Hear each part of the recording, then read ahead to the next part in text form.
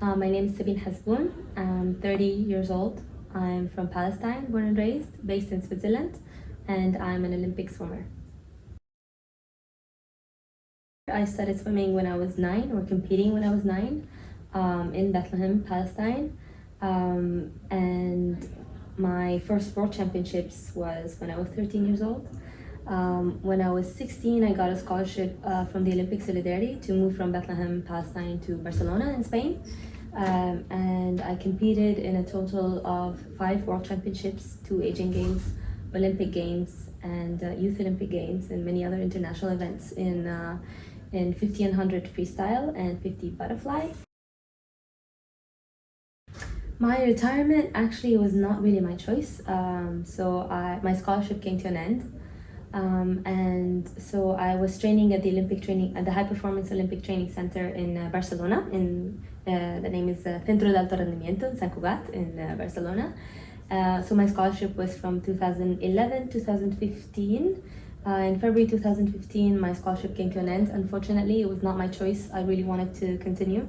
So I continued swimming with my club, Club Natació Barcelona in Barcelona.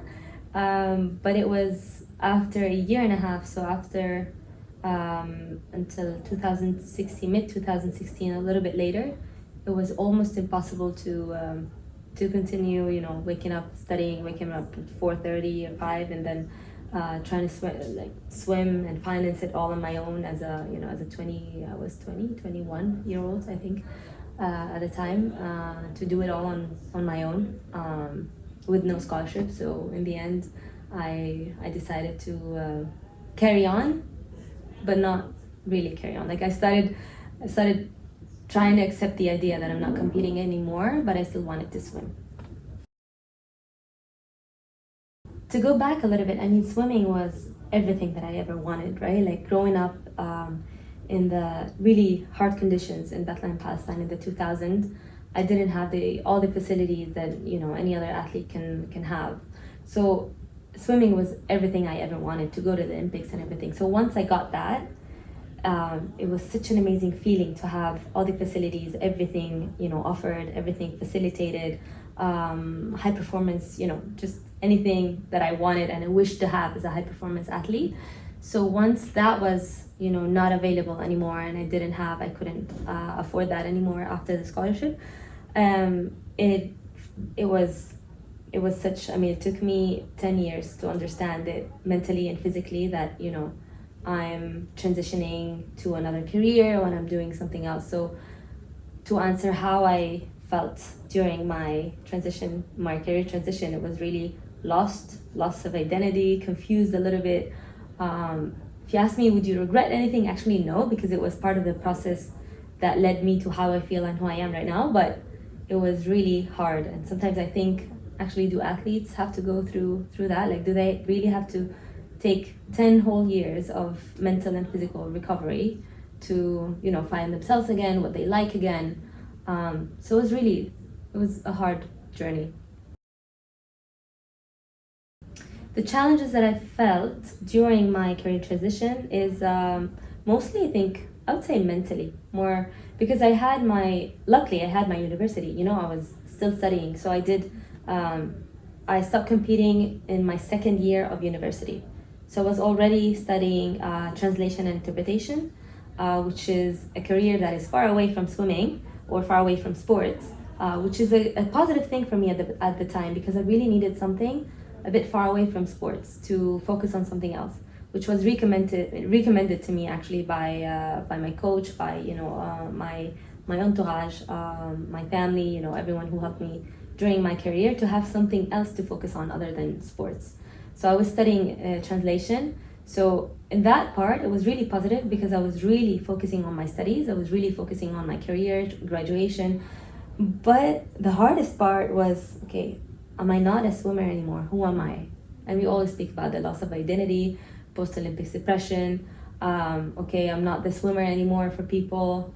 The physical, you're training from 7 hours a day, and suddenly you don't have to train, but you want to, so that you maintain you maintain fit, right? But then it's not their priority anymore. So you kind of start juggling in between your time that you give into work, study, sport. Yeah, that was I think the hardest thing. Actually, when you think about it, I mean, when you are training in an Olympic training center, um, you're surrounded by athletes. I didn't see anyone but athletes, right?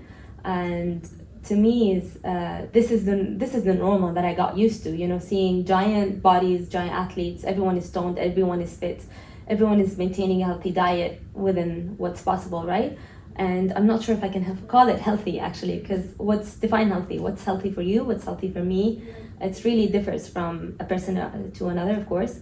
But right now, I'm telling you, like after 14 years of this mental work and reflection, and when I look back, I said actually that was not normal. So by the end of my career, I became obsessed about, I'm training 7 hours a day. I need to look like a swimmer. I need to maintain, what I called healthy at the time.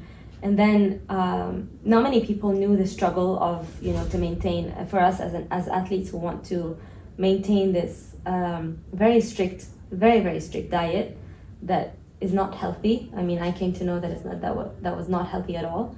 And then everyone surrounded me actually saw that I was doing the healthiest thing ever, right? Because they didn't know, we didn't speak about it a lot back then. It was not really, it was not really out there, right? Mm-hmm. To speak about this obsession with body image, with maintaining a super fit, toned six packs and everything. So what I would hear back then, by the end of my career, is that wow, she's the healthiest person. She is, she's amazing. She maintains this super toned, healthy. But 14 years later, I can tell you that was not healthy.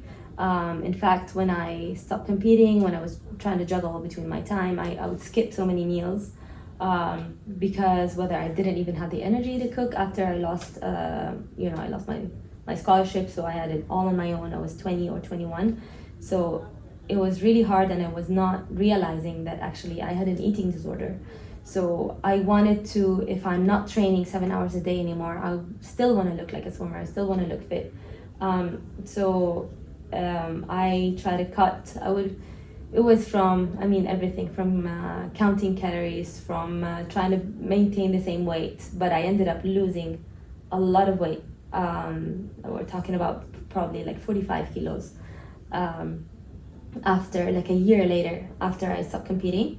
And I still had a lot of energy because I'm an athlete, because I got used to it. I got used to training. Put me anywhere, I can handle the stress, pressure, everything. So I didn't really realize, because I was so what I would call healthy.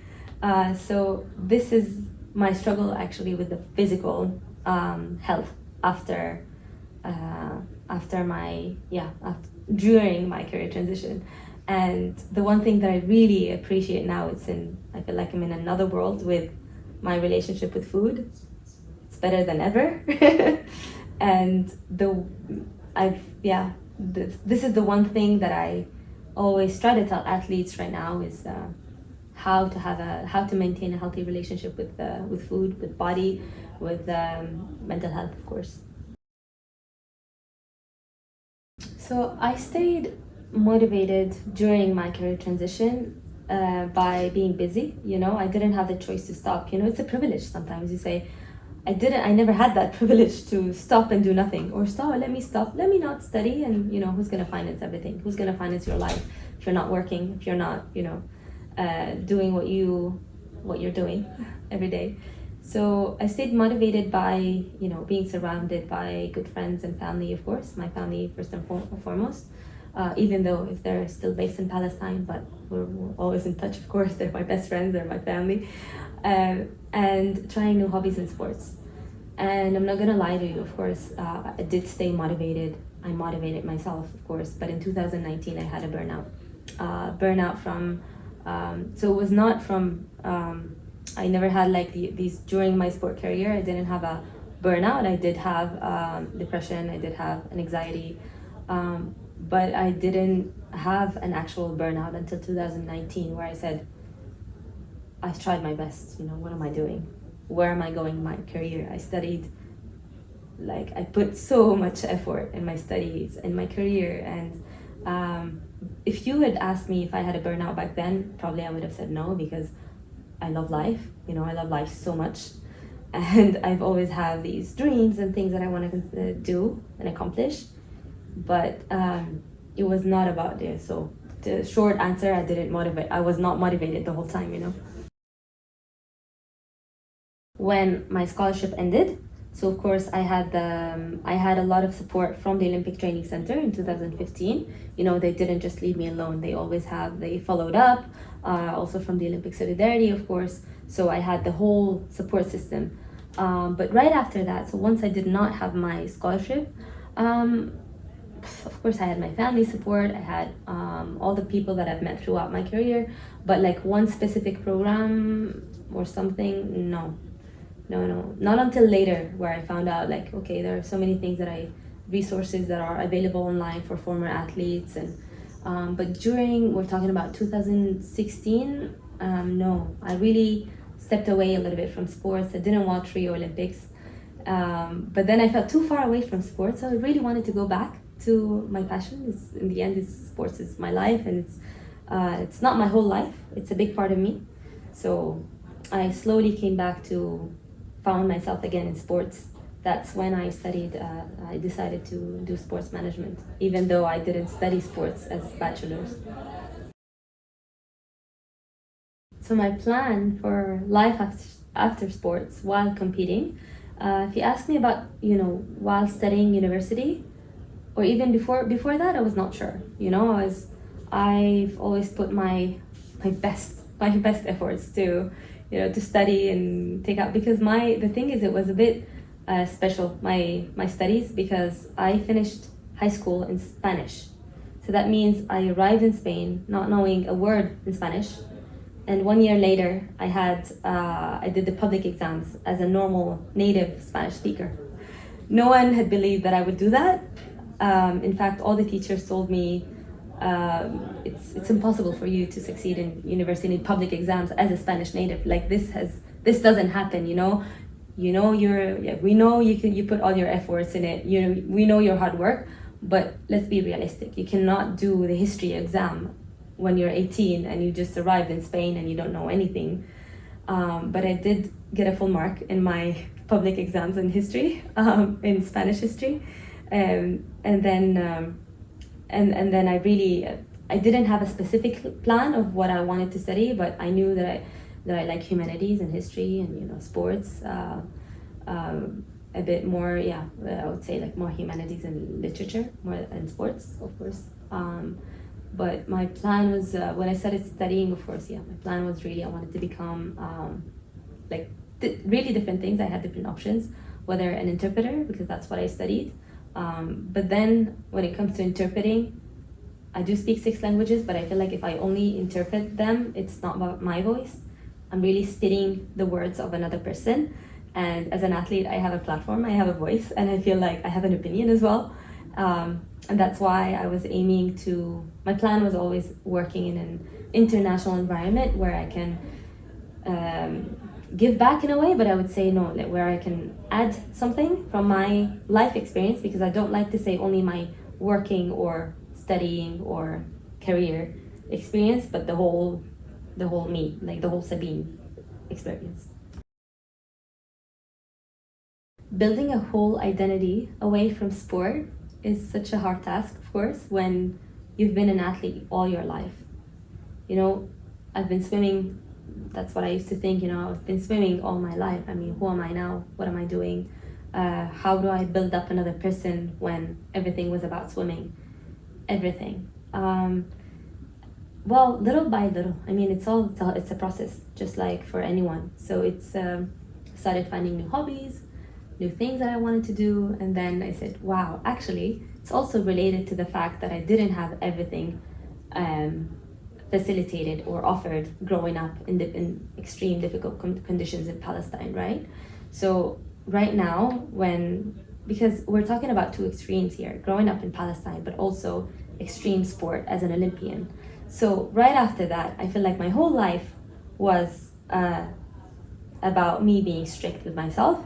The conditions are strict, not everything is available. And then when I finished and when I finally 10 years later came to terms that I'm not competing anymore, and I'm not competing to the and I'm not going to try to qualify in the next Olympics.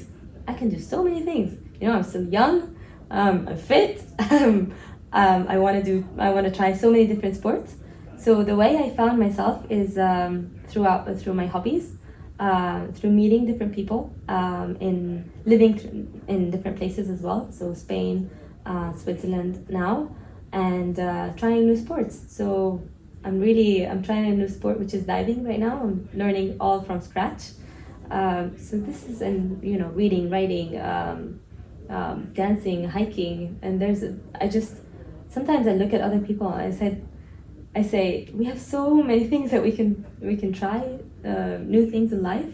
Like sometimes I really feel time is short. I want to try everything. I want to do everything, but with a good balance. So I take my time. I don't push anything anymore. Very difficult. To try to find yourself again. Difficulties while trying to transition away from the Olympics into a normal life. I had to juggle through different things. It's not only about who am I, what am I doing. It's also the financial part, of course. How do I sustain myself in Europe? I'm alone in a different country that is not home, where I try to feel home, of course. Try to make, and sometimes I say home is everywhere, but for me at the same time, home is nowhere. Sometimes there's always something missing, whether it's family or it's friends, whether it's the Spanish jokes that I got used to, like when you hear different languages. But it's a whole process. It's a whole process of finding new things to study. But it's a never ending process, I think, and that's life, and that's a beautiful thing about life. The most rewarding thing for me after sport is definitely the people that I got to meet during my in this journey. In the end, it's all about people. Who when you leave life, I feel like people will remember you not for who you are, but like the way you impact their lives. So there's no tangible thing that I would say this table is the most important thing for me, or this shelf, right? It's the experience, the people that I got to meet. Try to be there for people who went through the same thing or a similar thing. I'm not alone. I'm not the only one going through a career transition, or having difficulties in life, or having an eating disorder in life, or having grown up in wars. So really try to understand people and try to be there, trying to make the difference that you can. But in the end, I'm aware and I know that it's not everything in my hands, and sometimes you have to take care of yourself so that you can help others. Definitely aware of that. And so in the end, it's nothing tangible that I can take and say this is the most important thing for me. I'll definitely say the experience and the people that I've met and I appreciate so much. What does success mean to me now? I like that question. It's being satisfied with everything that you're doing. This success, and for me, everything that I ever thought of, which is actually sometimes scary when I think of an idea is going to happen, or a project or something that I want to do will happen.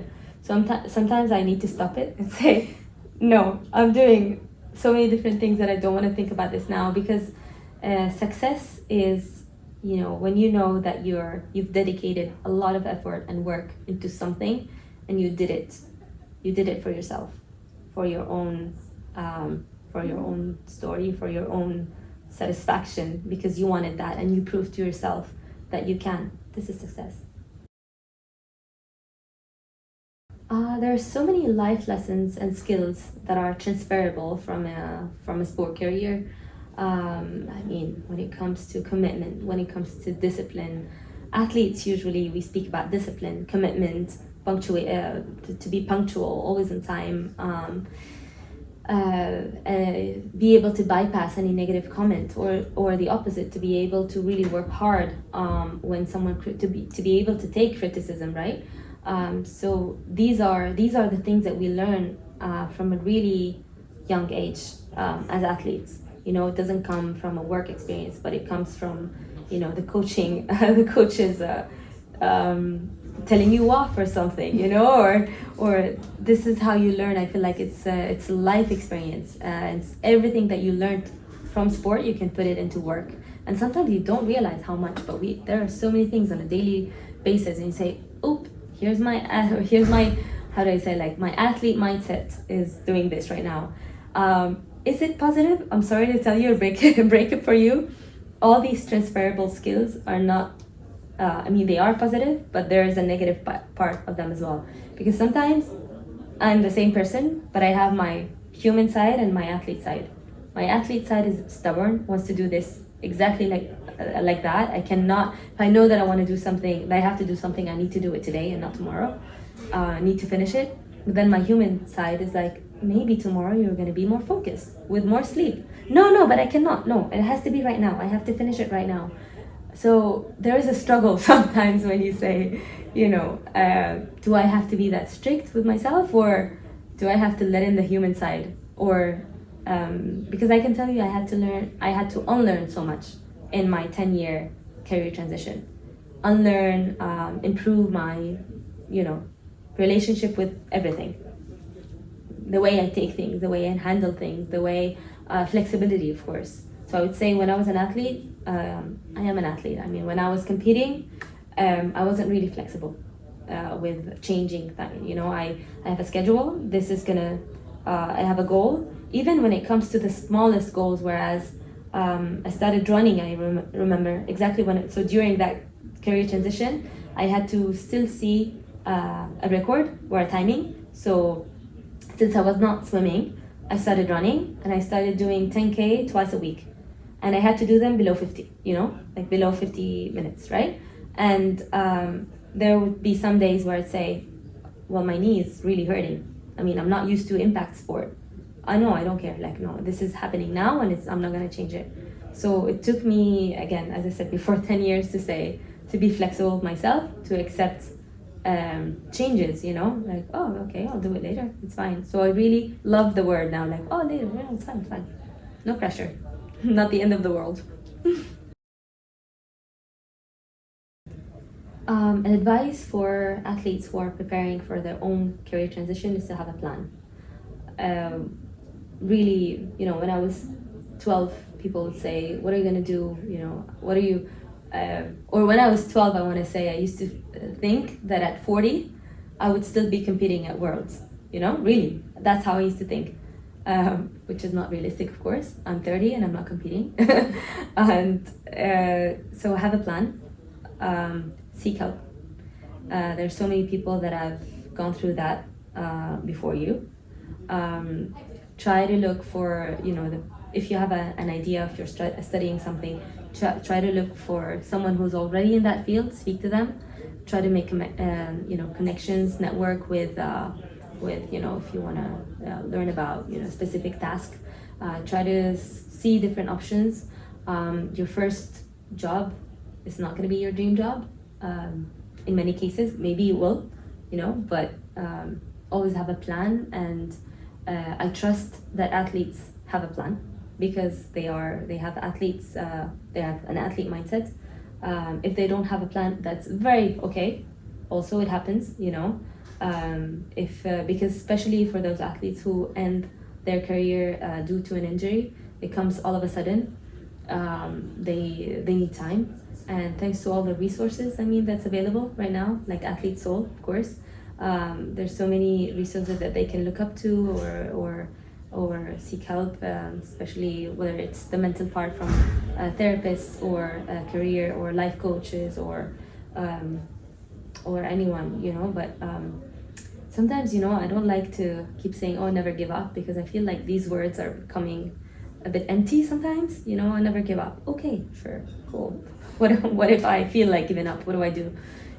Have a plan, think day by day, moment by moment. And sometimes when I'm really overwhelmed, and I feel like, until now, of course, because it's life, when I'm overwhelmed of things, I really try to think, what am I going to do now, today, next, So I knew that I had this, for example, today, but yesterday we had, I mean, I had so many different other things, and I said, okay, next is this one. Next is, I'm going there. I'm gonna do this. I have to do that. So checklist.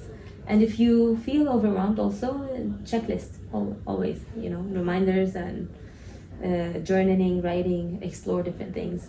I'm also aware that not everyone has that privilege to stop and think. You know, they're pushed into the business. They're pushed into something. They cannot finance it. So as athletes, it's really important to get also, if they can try to get whether sponsors but again, it's not everyone has that privilege to have that. But to really try to have a plan and try to push it, just like take it as seriously as their career, sporting career. And in the end, I mean, I didn't have sponsors. I didn't have any of that, right? But there will always be a plan, whether it's an internship, you know, and that could be the beginning of another career. But in the end, I would say this is the end of a very, very beautiful beginning. And I'm witnessing so many friends of mine right now who are transitioning, and some of them, I mean, what took me 10 years, it took them 6 months, and I'm very proud of that. I'm very happy to see that. Some of them even started helping me as well, you know, and you want to try this new sport together. And I really see that change happening, yeah. Favorite hobby, non-sport related? Wow, I have so many hobbies in sports. Can we say singing and dancing? Reading? Writing? Yes. If I could hang out with one athlete, to be honest, I'm only thinking about one right now, but he's not alive. He died on my birthday last month in Gaza. His name is Majid Abu Marahil. He's an athletic. He competed in 1996 Olympics. I hung out with him in London, so I did get my opportunity to hang out with him. But he's no longer alive. He died in Gaza, so it would definitely be him, to be honest.